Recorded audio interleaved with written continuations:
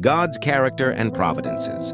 Then Peter opened his mouth and said, "Of a truth I perceive that God is no respecter of persons, but in every nation he that feareth him, and worketh righteousness, is accepted with him." Acts 10:34-35.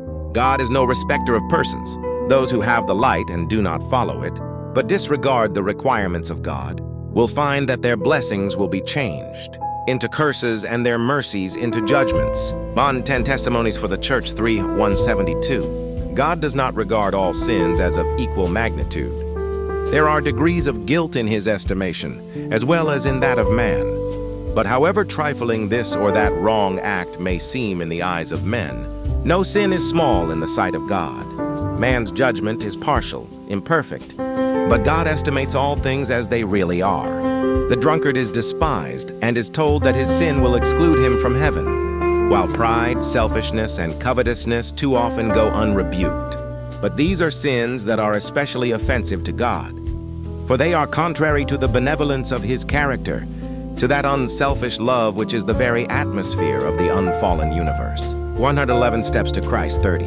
The exceeding sinfulness of sin can be estimated only in the light of the cross. When men urge that God is too good to cast off the sinner, let them look to Calvary.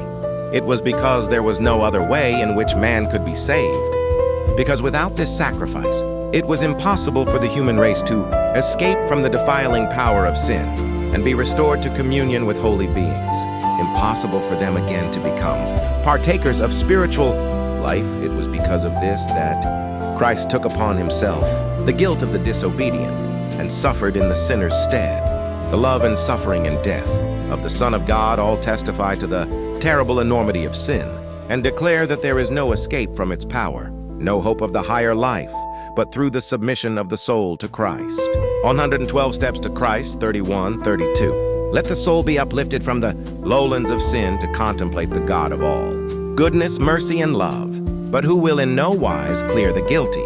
Bond 13, The Review and Herald, March 19, 1889.